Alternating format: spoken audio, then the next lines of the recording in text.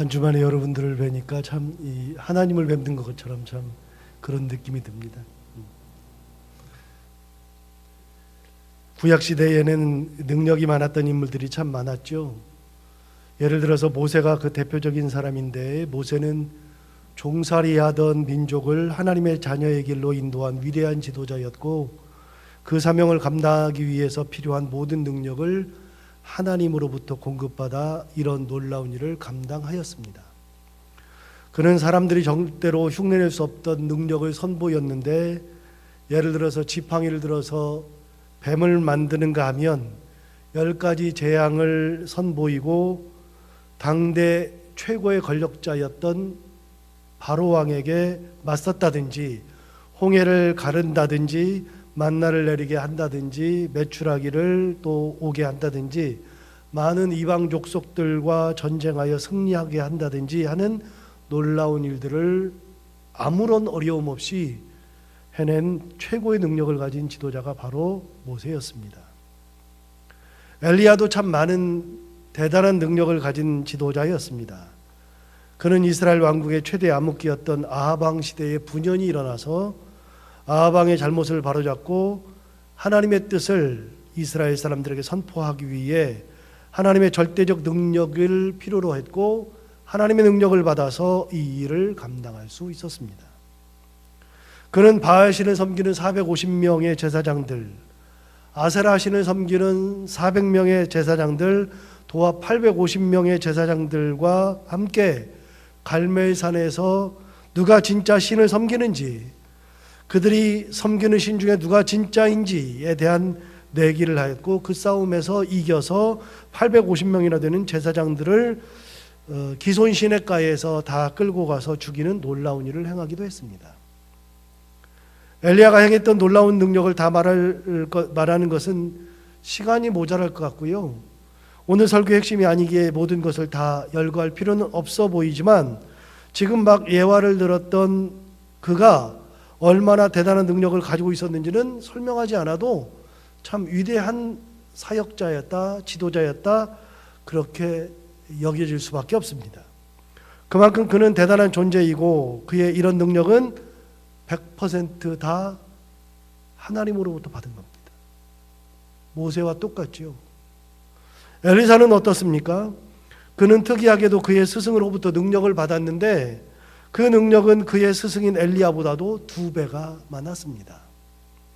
그가 얼마나 대단한 능력을 가졌는가 하면, 아람의 왕이 이스라엘을 쳐들어오려고 하기만 하면 이스라엘 군대가 아람이 오는 길목을 지키고 있어서 거기에서 아람의 군대를 모두 물리쳤습니다.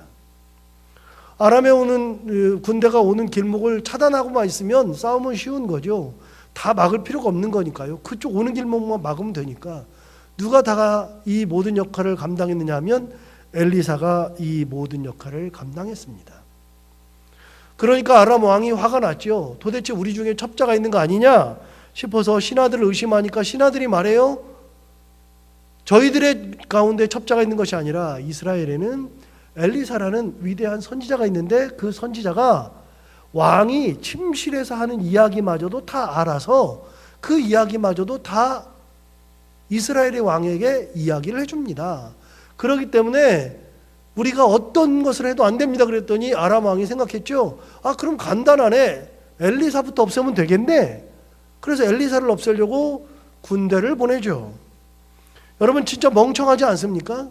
왕이 침실에서 행하는 말하는 것까지도 다 아는 엘리사인데, 그런 엘리사를 잡아 죽이겠다고 엘리사가 있는 도단성으로 군사를 보내는 겁니다. 엘리사가 모를까요?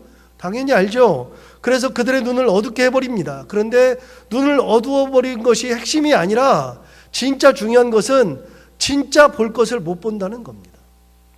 그들은 군사와 말과 병거를 동원해서 엘리사를 잡으러 왔어요. 그래서 도단성을 에워쌌습니다. 진짜 큰일이 났습니다. 더 놀라운 것은 이 사건에 대해서 엘리사의 사환이었던 청년마저도 영적인 눈이 열리지 않으니까 보아야 하는 것을 보지 못하는 겁니다. 그래서 어떻게 했느냐? 아침에 엘리사를 깨우는 겁니다. 큰일 났습니다.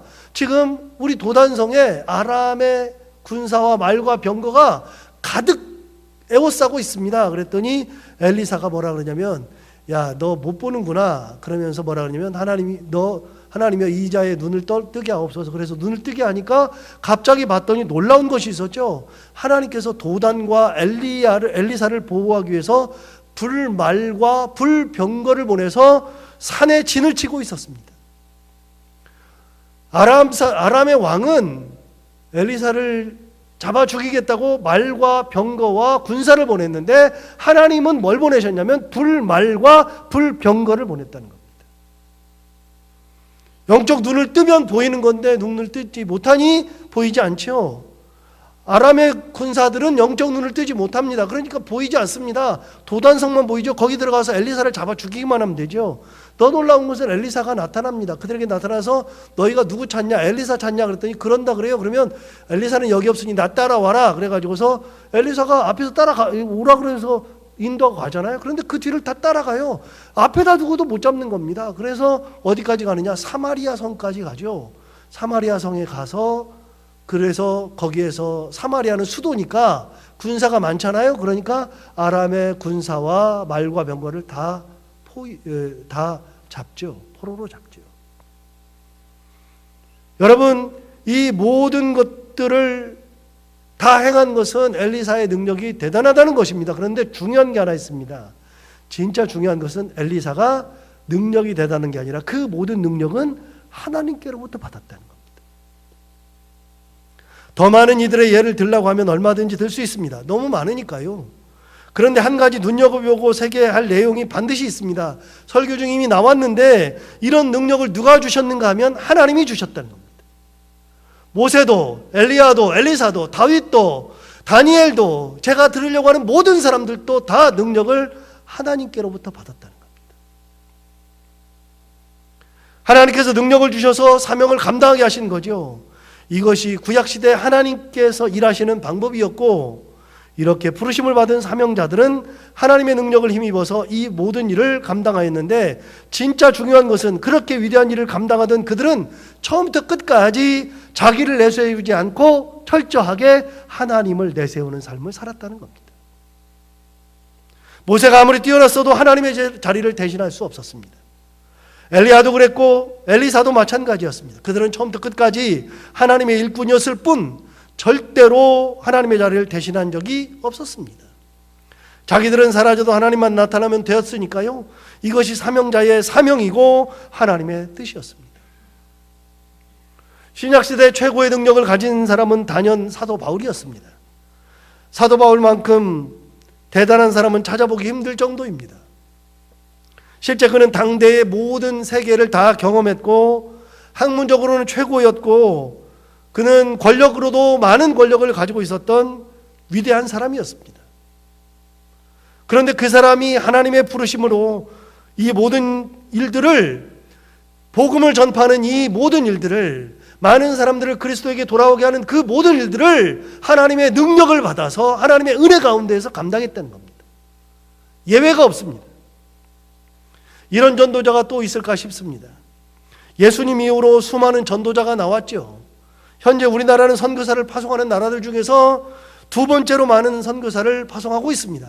가장 많은 선교사를 파송하는 나라는 단연 미국입니다. 그런데 그럼에도 불구하고 한국이 대단한 것은 뭐냐면 미국의 복음을 가지고 있는 그리스도인들의 그 숫자는 우리나라와는 비교할 수 없을 만큼 많습니다. 그러니 많이 보내죠. 그러나 복음을 보내는 그 파송률은 우리나라가 단연 1위입니다. 참 대단하죠. 그렇게 하나님을 위해, 예수 그리스도를 위해 많은 선교사를 파송하는 나라이니 얼마나 많은 선교사들이 전 세계에 나가 있겠습니까? 그런데 어떤 선교사도 지금까지, 예수 이후로 지금까지 어떤 선교사가 나왔어도, 우리나라에서 그렇게 많은 선교사를 파송해도 그래도 사도 바울과 같이 위대한 사역을 감당하는 분은 없다고 단연코 말할 수 있습니다. 이것은 제가 우리나라의 선교사들이나 지금까지 선교 사역을 감당했던 모든 분들을 무시해서 하는 이야기가 아니라 그만큼 사도 바울이 위대했다는 것을 반증으로 얘기하고 있는 겁니다. 사도 바울의 그 사역을 능가할 수는 없는 사실이죠.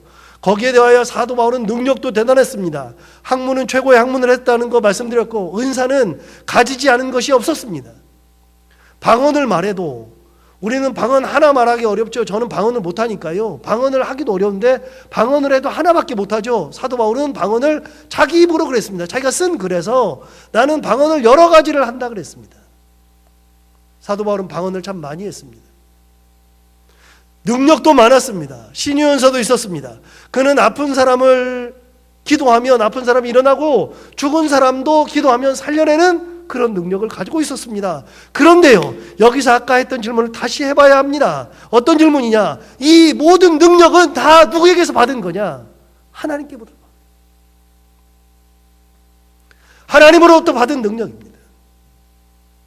사도 바울이 정말 위대한 일을 했지만 그 능력은 자기가 위대해서 생긴, 자기가 만든 능력이 결코 아닙니다. 그 모든 능력은 하나님으로부터 받은 겁니다. 잊으면 결코 안 됩니다. 뒤집어 말할까요? 사도 바울은 하나님의 도구일 뿐이라는 겁니다. 그가 아무리 뛰어나다 할지라도 도구에 불과하며 하나님께서 은혜를 거두시면 보잘것없이 초라한 존재가 되고 맙니다. 이것을 잊으면 어떻게 될까요? 자기가 잘난 줄 알면 어떻게 될까요? 아까 예를 들었던 모세나 엘리야 그리고 엘리사도 그렇고 사도 바울도 마찬가지입니다. 그들의 모든 권능은 하나님으로부터 임한 것이었고 하나님의 은혜가 그들을 주장한 것이죠. 시대가 바뀌었고 구약이 신약이 되어서 지금은 현대가 되었어도 이 사실은 변하지가 않습니다. 변할 수도 없습니다. 그들은 모두 하나님의 도구였던 종이었고 하나님의 은혜가 있었기에 이 모든 사역을 잘 감당할 수 있었던 겁니다. 하나님이 떠나시면 아무것도 아닙니다. 그들의 능력은 자기들이 잘나서가 아니라 그 위대함은 그들이 위대해서도 아니라 하나님이 그들을 위대하게 만드셨던 것이고 하나님이 그들에게 능력을 주셨기 때문이었습니다. 이것을 잊는 순간 자기들의 정체성을 잊는 것이죠. 자기가 잘났다고 하는 순간 하나님의 은혜는 떠나고 정말 초라한 존재가 되어버리고 맙니다. 아무리 대단한 존재라도 그렇습니다. 모세는 정말 위대한 지도자였습니다.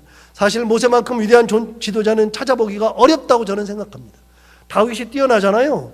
여러분, 다윗이 뛰어난 것은요, 모세에 비하면 저는 아무것도 아니라고 사실 생각합니다. 왜냐하면 모세는 200만 명 종살이하던 사람을 이끌고 그 사람 하나님의 백성으로 만들었던 사람이 모세였습니다. 200만 명을 이끌고 출애굽해서 광야 생활을 40년 하는 사이에 만나라 메추라기를 경험하게 하고 홍해를 가르고 모든 전쟁에서 다 이기고 종살이하던 정체성을 가진 그들을 하나님의 자녀로 거듭나게 했던 위대한 지도자였습니다. 그런 그가 단 한 번, 딱 한 번 하나님의 말씀을 어긴 적이 있습니다. 무리바에서의 일 말입니다. 여러분 잘 아시는 일입니다. 이스라엘 백성들이 항상 먹을 것을 달라, 물을 달라, 왜 우리를 여기까지 와서 데리고 와서 죽이려고 하느냐 등의 불평을 입에 달고 살았으니 얼마나 짜증날까요? 모세의 신앙은 가만히 서서 하나님의 행하시는 일을 보는 것이 모세의 신앙이잖아요. 모세는 움직이는 게 신앙이 아니고 모세는 기다리는 게 신앙입니다. 모세는 가만히 있는 것이 자기의 신앙입니다. 모세는 가만히 서서 하나님의 말씀을 듣고 하나님이 하시는 능력을 보는 것이 모세의 신앙입니다. 그런데 여러분, 모세는 그런데 이스라엘 백성들은 그게 아니었잖아요. 끊임없이 물 달라, 먹을 것을 달라, 왜 우리를 여기까지 와서 죽이려 하느냐 등 불평불만을 입에 달고 살았습니다. 그 모습을 보고 있던 모세는 얼마나 힘들었을까요? 저도 짜증 부리는 사람들을 여럿 보는데 짜증 부리는 사람 옆에서는요, 있기가 너무나도 힘듭니다. 홍해 앞에서도 이스라엘 백성들에게 가만히 서서 하나님의 하시는 말씀 이를 눈으로 보라고 했을 정도로 가만히 있는 것을 선호했던 모세. 먹을 것이 없을 때에도 하나님을 향하여 고개를 들고 있었습니다. 물이 없어도 하나님의 명령을 기다리고 있었습니다. 이런 그의 신앙이 위대한 지도자를 만든 것인데, 그렇게 많은 능력을 행했는데, 그런데 이스라엘 백성들이 무리바에서 또 물이 없다 그랬습니다. 그러니까 이제는 이스라엘 백성들에게 익숙해질 만도 한데 모세는 그것을 참지 못했습니다. 그래서 하나님께서 모세에게 반석에게 명령하여 물을 내라 말씀하셨는데, 반석에게 명령하여 물을 내라 말씀하셨는데, 그런데 모세는 어떻게 했느냐면 자기 화를 이기지 못해서 자기가 가진 지팡이를 반석을 2번을 쳐서 물을 냈습니다. 여러분, 그러자 반석이 터져서 물이 나왔어요. 물을 마시고, 사람이 물을 마시고, 그리고 짐승도 물을 마셨습니다. 물이 필요하다 해서 물을 냈습니다. 그럼 된 거죠. 여러분, 그럼 된 겁니까? 아니요, 물을 달라 해서 물을 주면 결과적으로는 되었을지 몰라도 실질적으로는 된 것이 아닙니다. 예를 들어 볼까요? 아이가 좋은 옷을 갖고 싶다 그래요. 자기도 사달라 그래요. 근데 난 돈이 하나도 없어요. 그러니까 애를 사주긴 해야 되겠고, 그래서 어떻게 해요? 훔쳐가지고 애한테 옷을 사줍니다. 그럼 된 겁니까? 여러분, 옷을 사달라 그래서 옷을 사줬습니다. 그럼 된 겁니까? 그것이 필요하다 그래서 그걸 가졌습니다. 된 겁니까? 아니죠. 절대로 아니죠. 여러분, 물이 필요하다 그래서 물을 냈습니다. 그럼 된 겁니까? 아닙니다. 절대로 그게 아닙니다. 한참 잘못되었죠. 하나님의 명령을 어겼잖아요. 하나님 뭐라고 말씀하셨습니까? 물을, 반석에게 명령하여 물을 내라 그랬을 때 모세는 반석을 2번 쳐서 물을 냈습니다. 이것이 모세의 발목을 잡았습니다. 하나님께서 모세를 광야의 지도자로 그치게 하신 겁니다. 가나안에서는 다른 지도자를 세웠습니다. 여호수아를 세운 거죠. 모세가 아무리 뛰어나도 하나님의 종으로서의 정체성을 잃으면 그때 버림을 받습니다. 아무리 위대한 지도자도 하나님의 종으로서의 정체성을 잃으면 그때부터 버림을 받습니다. 모세뿐 아니라 누구라도 그렇습니다. 사울왕이 그랬지 않습니까? 사울왕도 왕으로 세움을 받았으니 얼마나 대단한지. 그런데 그가 왕으로 세움을 받고 교만해지고 하나님의 뜻대로 살지 않으니 하나님께서는 그를 버려서 더 이상 왕으로서의 삶이 아니라, 더 이상 인간으로서의 삶이 아니라 버림받은 존재로 살게끔 만드셨습니다. 하나님께로부터 버림을 받으니 미치게 되었고 인생이 불행해지게 된 거죠. 그렇게 버림을 받았어도 왕에서는 내려오지 않았습니다. 그럼 된 겁니까? 여러분, 버림받았어도 왕은 지키고 있었습니다. 그럼 된 겁니까? 아니요. 그것이 더 큰 불행입니다. 차라리 왕에서 내려와야죠. 안 내려오니까 정말 험한 꼴을 다 보게 된 겁니다. 인간으로서도 최악입니다. 잊어서는 안 됩니다. 절대 잊어서는 안 됩니다. 진짜 위대한 지도자는 하나님을 잊지 않습니다. 정말 위대한 존재는 하나님을 잊을 수가 없습니다. 모든 능력은 하나님으로부터 오는 겁니다. 하나님이 세워주시는 겁니다. 사람이 그것을 부여한 적이 없습니다. 사람의 권위가 사람을 세운 적이 없습니다. 하나님이 세우셨습니다. 오늘 본문의 사도 바울은 어떨까요? 그는 정말로 하나님을 단 한순간도 잊어본 적이 없었습니다. 그리고 예수 그리스도의 조금을 잊지 않았습니다. 오늘 본문 20절과 21절을 한번 볼까요? 20절과 21절입니다. 나의 간절한 기대와 소망을 따라 아무 일에든지 부끄러워하지 아니하고 지금도 전과 같이 온전히 담대하여 살든지 죽든지 내 몸에서 그리스도가 존귀하게 되게 하려 하나니 이는 내게 사는 것이 그리스도니 죽는 것도 유익함이라. 이 본문은 빌립보서죠. 오늘 보는 본문은 빌립보서죠. 여러분 기억하셔야 됩니다. 빌립보서를 읽을 때는 꼭 기억해야 되는 게 하나 있습니다. 에베소서, 빌립보서, 골로새서 그리고 빌레몬서, 이 4개는 사도 바울이 어디서 편지를 썼느냐면 감옥에서 썼죠. 그래서 이 편지를 뭐라고 부르냐면 옥중서신이라고 부릅니다. 여러분 이 서신을 읽을 때는 감옥에서 썼다는 것을 머릿속에다 두고서 성경을 읽어야 합니다. 여러분 감옥에서 지금 편지를 썼는데 뭐라고 했냐면 나의 간절한 기대와 소망을 따라 아무 일에든지 부끄러워하지 아니한다 그랬습니다. 여러분 부끄럽지 않답니다. 지금 어디 있는데요? 감옥에 있는데요. 감옥에 있으면 부끄러워해야 되지 않습니까?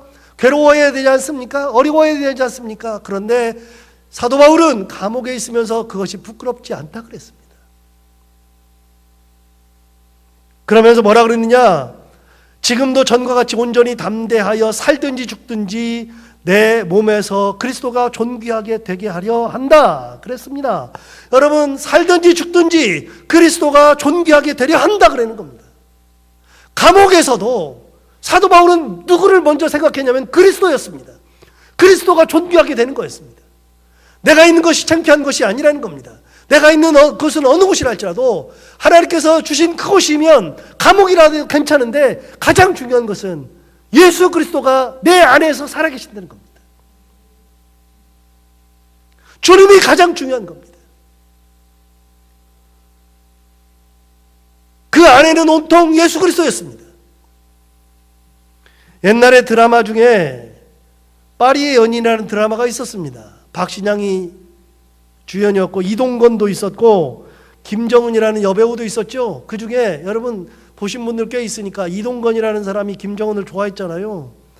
김정은은 박신양 좋아하고 꼭 그렇게 만들어가지고 이동건이 김정은을 너무 좋아하니까 뭐라 그러냐면 김정은의 손을 갖다가 자기 가슴에다 딱 대놓고 뭐라 그러냐면 이 안에 너 있다 그랬잖아요.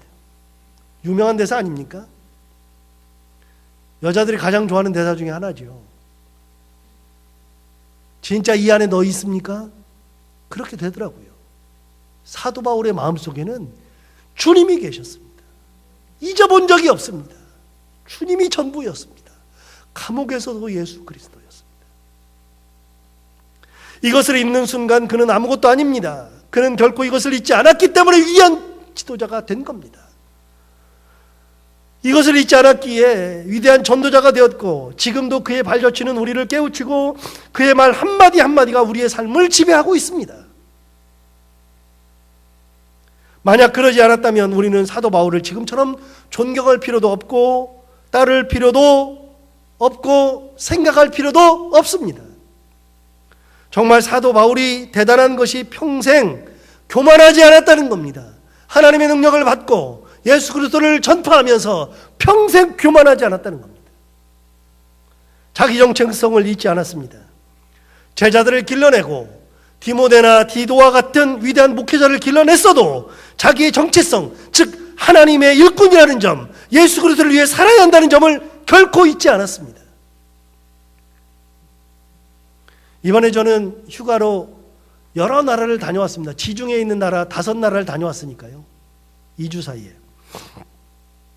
사이프러스에 가서는, 키프로스에 가서는 바나바와 바울 그리고 예수께서 살려주신 나사로를 만났고, 크레타에서는 디도와 바울을 만났고, 성경에서 멜리데라 불리는 몰타에서는 사도 바울의 흔적과 세례 요한을 경험했고, 이탈리아에서는 사도 바울을 만났고, 특별히 이탈리아의 아시시에서는 성 프란체스코를 만났습니다. 방문하는 지역마다 교회가 있습니다. 그런데 그 교회들을 돌아보다가 발견한 익히 잘 알고 있는 것이기는 하지만 그럼에도 불구하고 새롭게 다시 한번 마음속에 새긴 익히 중요한 사실 한 가지를 다시 한번 새기고 왔습니다. 서양의 기독교인들은 교회를 지을 때 주제를 가지고 짓습니다. 이 교회의 주제는 사도 바울이 주제다. 대개 사람입니다. 전부 다 사람입니다. 마리아가 주제인 교회, 디도가 주제인 교회, 바나바가 주제인 교회, 나사로가 주제인 교회, 프란체스코가 주제인 교회. 모든 교회는 주제가 있습니다. 예수 그리스도가 주제인 교회는 없습니다. 딱 하나 있습니다. 프랑스의 파리에 가면 몽마르트 원덕 위에 세워진 교회는 예수 그리스도가 주제입니다. 그런데 거기 말고는 대부분의 성당 건물을 지을 때, 천주교나 동방종교회나 건물을 지을 때는 주제가 있습니다. 그래서 크레타에 가보면 디도가 있으면 디도가 주제인 교회를 짓습니다. 디도가 거기 사역했으니까요. 키프로스에 가면 예수님이 살려주신 나사로가 죽어서 뼈가 묻혀있는 교회가 있습니다. 그 교회는 나사로 기념교회입니다. 바나바가 묻혀있는 살라미에 가면 바나바가 있고 거기 무덤이 있고 그 옆에는 바로 수도원이 있습니다. 주제가 다 있습니다. 아시시를 가면 아시시의 성 프란체스코가 거기서 태어나서 평생 동안 거기서 살았기 때문에 아시시의 성 프란체스코를 주제로 한 성당이 세워져 있습니다. 여러분, 주제가 있다고 말씀드렸습니다. 그런데 놀라운 것이 하나 있습니다. 이번에 가면서 다시 한번 뼈저리게 느꼈던 것이 뭐냐면 그 주제를 가지고 교회를 지었습니다. 그래서 디도 기념교회, 바나바 기념교회, 바울교회, 채찍교회 뭐 이렇게 하는데 그런 주제를 가지고서 다 건물을 지었는데 놀라운 것은요, 가보면 우리는 이제 형상이 없는데 거기는 막 그림을 그려놓잖아요. 그림을 그려놓는데 그 주제인 사람이 가운데 있어야 될 것 같은데 항상 가운데는 예수님이 계십니다. 어느 교회든 가면 예수님이 한가운데 계십니다. 그리고 그 주제의 사람이 옆에 서기 있습니다. 누구도 예수님의 자리를 대신한 사람이 없습니다. 대신할 수 없습니다. 항상 예수님이 한가운데 정면에 계시고 그 좌우로 그 주제와 관련된 사람들, 그 교회에 있었던 사람들, 그 사람들이 그림이 그려져 있습니다. 세상에 어느 누구도 예수님의 자리를 대신할 수 없습니다. 예수님의 자리를 대신한다는 것은 상상할 수가 없습니다. 사도 바울이 아무리 뛰어나도 사도 바울의 마음속에는 예수님만 계셨습니다. 여러분 기억해야 됩니다. 이 굉장히 중요한 것. 그런데 현대 교회는 어떻습니까? 교회 중심에 누가 있는지 깊이 생각해 봐야 합니다. 우리도 모르는 사이에 그 자리를 다른 이들이 대체하고 있는 경우가 많고, 교회를 사유하는 경우도 많고, 교회가 자기 욕망을 충족시키는 도구가 되기도 합니다. 여러분 아십니까? 저는 나름대로의 뜻을 가지고 철학을 가지고 목회를 하는데, 우리 교회에 행사가 별로 없잖아요. 그런데 제가 지키는 절기들이 있습니다. 기본적으로 지키는 4개의 절기, 성탄절, 부활절, 그 다음 맥주절, 추수감사절, 4개의 절기는 전통적으로 내려오는 절기이고요. 다른 절기들 안 지키는데 제가 유일하게 지키는 절기는 종교개혁주일입니다. 오늘이 바로 종교개혁주일입니다. 제가 여행하면서도 계속 종교개혁에 관련된 것들 생각하고 돌아오는데, 그 중심에 주님이 계셨습니다. 주님이 계셔야만 교회가 살아납니다. 502년 전에 루터가 95개조 반박문이라는 것을 비텐베르그 성당 정면에 붙임으로써 종교개혁의 불길이 타올랐습니다. 그게 502년 전입니다. 그로부터 100년 전, 지금으로부터 약 600년 전이죠. 이전에 100년 전에는 얀 후스라는 사람이 체코 프라하에서 종교개혁을 주장했습니다. 그리고 형장의 이슬로 사라졌습니다. 그는 종교개혁을 주장했으나 성공하지 못했습니다. 그래서 얀 후스를 뭐라 그러냐? 종교개혁 이전의 종교개혁자라고 부릅니다. 루터나 깔뱅 같은 사람은 종교개혁을 한 사람들이죠. 그래서 종교개혁자라 그럽니다. 그러나 그 이전에 100년 전부터 이미 종교개혁을 부르짖는 사람이 있었습니다. 야누스, 위클리프 같은 사람들. 그 사람들이 종교개혁을 부르짖다가 그 사람들은 종교개혁을 성공하지 못하고 생명을 바치고서 성장의 슬로 다 사라졌습니다. 종교개혁 이전의 종교개혁가들. 여러분 아십니까? 루터가 말했던 종교개혁, 깔뱅이 말했던 종교개혁, 야누스가 그렇게 목숨 바쳐서 교회를 개혁하려고 했던 건 뭐냐면 예수 중심으로 돌아가자는 겁니다. 예수님 자리에 누가 대신하고 있었기 때문에 그렇습니다. 그 권력을 대신하고 있었고 지도자의 자리를 대신하고 있었기에 예수님 시대로 돌아가자는 겁니다. 사람이 그 자리에 있으니 사람 끌어내리고, 제도가 그 자리에 있으니 제도 끌어내리고, 그리고 그 자리는 예수님으로 채워야 된다는 겁니다. 어느 누구도 그들의 권위에 도전할 수 없었기에 교회는 점점 썩어져 갔잖아요. 중세시대 때 점점 교회가 썩어져 갔습니다. 돈이 교회를 지배했고 권력이 교회를 지배했으며, 그런 과정 속에서 성적 타락이 난무했습니다. 고아원의 시초가 뭔지 아십니까? 고아원의 시체는 중세시대 때 사제들이 결혼하지 못하는데 다른 여자들 통해서 애를 낳고서 그 아이들 데려다가 키우게 된 것이 고아원의 시초입니다, 여러분. 얼마나 부끄러운지 압니까? 그래서 공공연하게 이야기하는 게 있습니다. 교회 본당 지하에는 아이들의 뼈가 수두룩하다. 이게 종교학가들 입에서 나온 얘기입니다. 예수님의 자리를 사람이 대신하기에, 권위가 대신하기에, 돈이 대신했기에, 그러기 때문에 나라는, 사회는 무너져가고, 신앙이 무너져가고, 성적 타락이 찾아오고, 예수님이 없는 그런 교회가 되었습니다.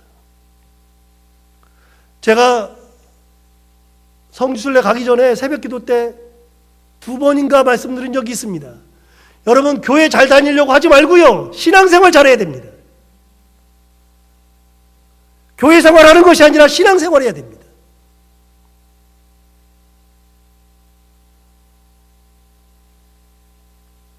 예수를 잘 믿어야 됩니다. 예수 잘 믿는 것이 신앙생활 잘하는 겁니다. 예수님이 우리 안에 있어야 되는 거죠. 그 자리를 대신하는 교회는 다 썩어 문드러져 갑니다. 다시 한번요. 여러분, 사도 바울이 사울 왕이 왕에서 내려오지 않았으니까 된 겁니까? 아니요. 왕의 자리를 지키고는 있으나 그는 하나님께 버림받았습니다. 현대의 교회가 무너지지 않았으니까 된 겁니까?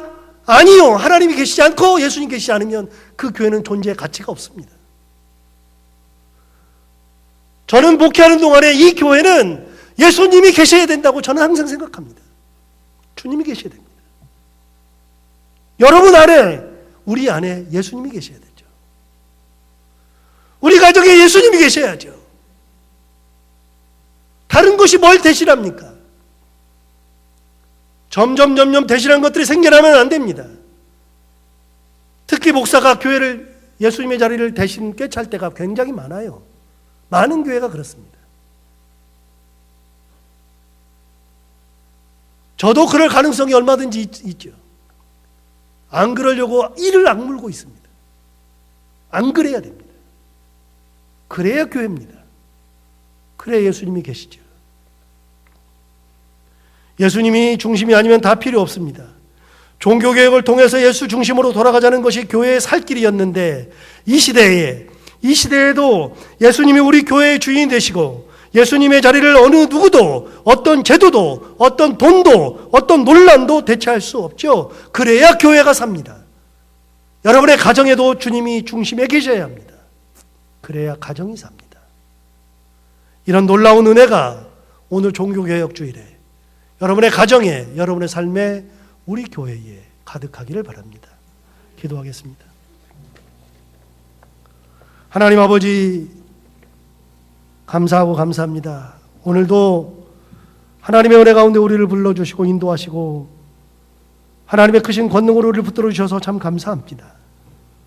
아버지 하나님, 오늘 종교개혁 주일인데 우리가 혹시 예수님의 자리를 대신하고 있는 것은 아닌지 다시 한번 돌이켜보게 하여 주옵시고, 세상에 있는 어떤 것들도 주님의 자리를 대신하지 않고 주님께서 이 한가운데 좌정하시고 우리 교회에 좌정하시고 가정에, 우리의 삶에 좌정하셔서 우리가 주님이 계심으로 사나 죽으나 사도 바울이 고백했던 것처럼 살든지 죽든지 그리스도만 존귀하게 되기를 원한다 하였던 그 신앙의 삶을 살아가는 저희들이 다 되게 하여 주옵소서. 예수님 이름으로 기도하옵나이다.